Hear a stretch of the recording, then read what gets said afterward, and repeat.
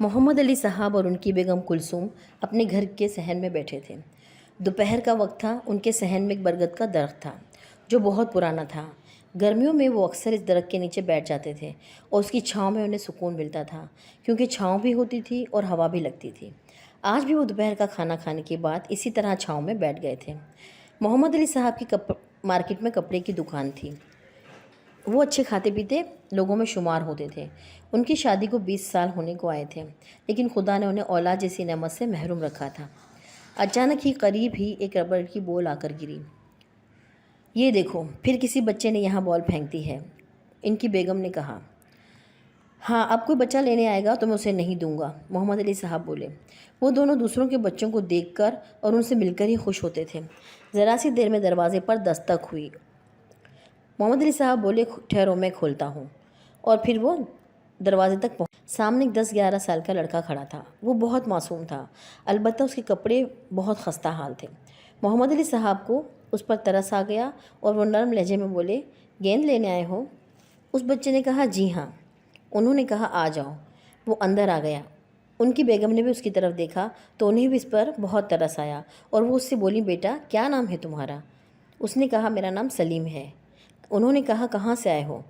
ہم اس محلے میں نئے آئے ہیں۔ کون سے گھر میں رہتے ہو؟ بچے نے اشارہ کر کے کہا کہ ہم قریبی گھر میں رہتے ہیں۔ کیا کرتے ہیں تمہارے ابو؟ جی میرے امی ابو نہیں ہیں۔ اوہ جی، وہ فوت ہو گئے ہیں۔ تم کس کے ساتھ رہتے ہو؟ میں اپنے ماموں کے ساتھ رہتا ہوں۔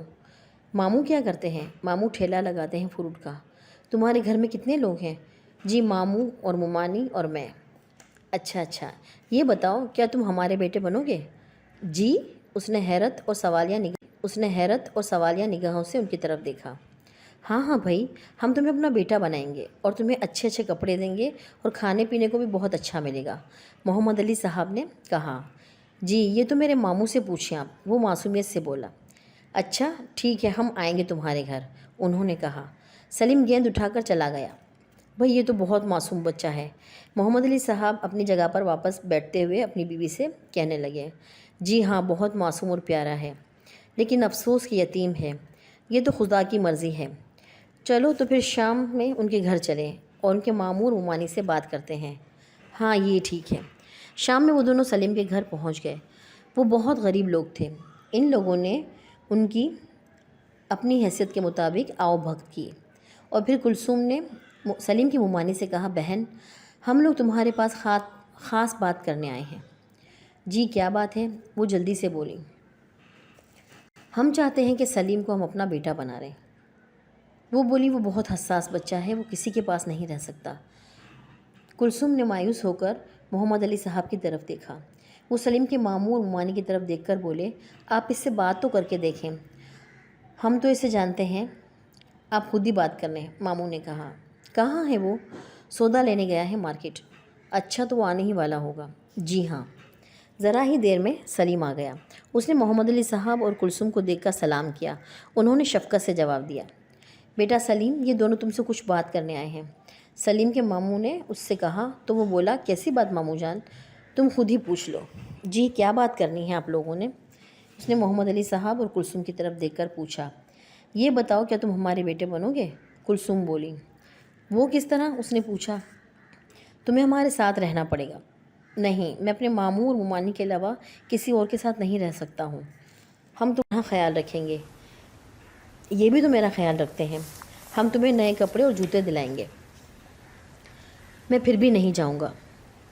اچھا، تو یہ بتاؤ کہ تمہیں کیا چاہیے، ہم تمہاری مرضی کے مطابق یہ چیزیں دلا دیں گے۔ مجھے کسی بھی طرح کی کوئی چیز نہیں چاہیے، میں آپ لوگوں کے ساتھ رہنا نہیں چاہتا۔ وہ دونوں مایوس ہو گئے۔ اچھا اب چلو بیگم، محمد علی صاحب نے کلثوم سے کہا۔ جی ہاں چلیں، وہ بولی۔ ذرا دیر بعد وہ دونوں واپس روانہ ہو گئے۔ بھئی، وہ بچہ اپنے ماموں اور ممانی سے بڑا پیار کرتا ہے، محمد علی صاحب نے کلثوم سے کہا۔ جی ہاں، تم فکر نہ کرو، میں رات میں آ کر اس کے ماموں سے علیحدہ بات کروں گا، انہوں نے کہا۔ جی ہاں، بات کر کے دیکھ لیجیے گا۔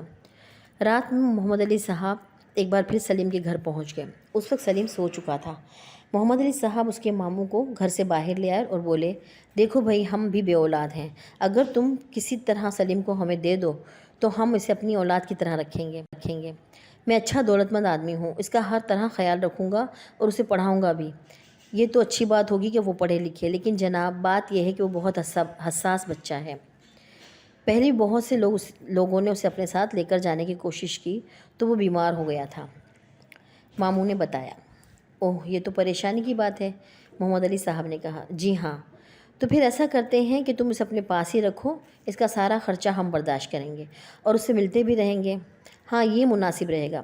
ویسے ہو سکتا ہے کچھ عرصے بعد وہ آپ لوگوں سے مانوس ہو جائے تو آپ اسے اپنے گھر میں رکھ لیں۔ ٹھیک ہے۔ محمد علی صاحب اپنے گھر واپس آ گئے اور کلثوم کو صورتحال سے آگاہ کیا۔ وہ بولی، ٹھیک ہے، اگر سلیم اپنے گھر میں رہتا ہے تو ہم اس کا ہر طرح سے خیال رکھ سکتے ہیں اور ہم کوشش کریں گے کہ کسی طرح اپنے آپ سے اسے مانوس کر لیں۔ ہاں، ہم ایسا ہی کریں گے۔ ان دونوں نے سلیم کا ہر طرح سے خیال رکھنا شروع کر دیا، اسے ایک اچھے اسکول میں کروایا۔ اب وہ ایک وین میں اسکول جاتا تھا۔ کچھ عرصے بعد سلیم ان لوگوں سے مانوس ہو گیا اور پھر ایک روز کلثوم نے اس سے پوچھا، بیٹا سلیم، کیا تم اب بھی ہمارے ساتھ رہنا نہیں چاہو گے؟ جی، رہ لوں گا، اس نے جواب دیا۔ محمد علی صاحب اور کلثوم اس کے جواب سے خوش ہو گئے۔ بس تو پھر ٹھیک ہے، تم آج سے ہی ہمارے گھر میں رہنا شروع کر دو۔ ہم یہ نہیں کہیں گے کہ تم صرف ہمارے گھر میں رہو، جب تمہارا جی چاہے تو اپنے ماؤں کے گھر بھی رہ سکتے ہو۔ محمد علی صاحب نے اس سے کہا۔ جی بہتر ہے، وہ بولا، اور پھر وہ اپنے ماموں کے ساتھ ساتھ ان کے گھر میں بھی رہنے لگا۔ کچھ عرصے بعد ایک حادثے میں سلیم کے ماموں اور ممانی کا انتقال ہو گیا۔ اب مجبوراً سلیم محمد علی صاحب کے گھر ہی رہنے لگا۔ ایک روز اس مارکیٹ میں آگ لگ گئی جس میں محمد علی صاحب کی دکان تھی۔ ان کا کاروبار تباہ ہو کر رہ گیا، ان کے پاس جو رقم تھی وہ بھی خرچ ہو گئی۔ انہی دنوں کلثوم کو بھی کچھ بیماریاں ہو گئیں جس کی وجہ سے انہیں ہسپتال میں داخل کروا دیا گیا اور پھر ان کے علاج پر بہت بڑی بڑی رقمیں خرچ ہونے لگیں، لیکن اس کی طبیعت ٹھیک نہ ہوئی۔ کچھ عرصے بعد محمد علی صاحب کے مالی حالات خراب ہو گئے۔ انہوں نے بینک سے جو رقم لی تھی وہ بھی خرچ ہو چکی تھی اور وہ قرض لینے لگے تھے، لیکن اب تو لوگوں نے قرض دینا بھی بند کر دیا تھا۔ انکل، میں چاہتا ہوں کہ اب میں کچھ کام کروں، ایک روز سلیم نے محمد علی صاحب سے کہا۔ کیسا کام؟ وہ بولے۔ کوئی بھی کام، میں کسی دکان پر لگ جاتا ہوں تاکہ وہاں سے تنخواہ مل سکے، اس نے جواب دیا۔ نہیں، میں نے ابھی ہمت نہیں ہاری ہے، وہ بولے۔ تم صرف اپنی تعلیم پر توجہ رکھو، میں چاہتا ہوں کہ تم پڑھ لکھ کر بڑے آدمی بن جاؤ۔ وہ خاموش ہو گیا۔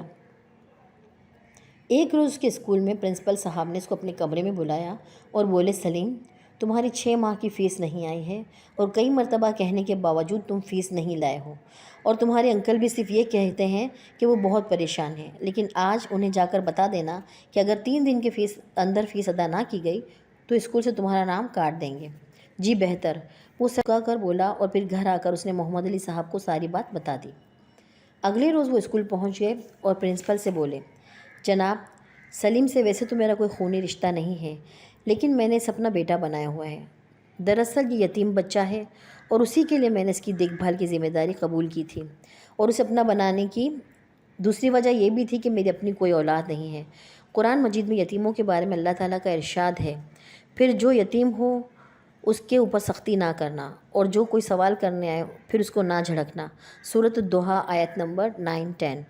نیز یتیموں کے لیے ایک اور جگہ اللہ تعالیٰ کا فرمان ہے، اور یتیم کے مال کے پاس بھی نہ جانا یہاں تک کہ وہ جوانی تک پہنچ جائے۔ سورۃ الانعام آیت نمبر 154۔ اب آپ خود ہی فیصلہ کریں کہ آپ اس ارشاد باری تعالیٰ کے بعد سلیم کے بارے میں کیا فیصلہ کرتے ہیں۔ پرنسپل صاحب نے شرمندہ ہو کر سر جھکا لیا اور بولے، اب میرے پاس کہنے کو کچھ نہیں ہے، میں سلیم کی پوری ہوں اور اس کے سارے تعلیمی اخراجات بھی ہم برداشت کریں گے، اللہ آپ کو اس کا ثواب دے گا، محمد علی صاحب نے کہا، اور گہرا سانس لے کر کسی سوچ میں ڈوب گئے۔ ہم اس کہانی سے یہ سبق حاصل کر سکتے ہیں کہ ہمیں یتیموں کا بہت خیال رکھنا ہے، ان کے ساتھ یکسختی کا برتاؤ نہیں کرنا ہے، اور جو یتیموں سے سخت اور غلط رویہ اختیار کرے گا اللہ تعالیٰ اس سے بہت ناراض ہو جائیں گے۔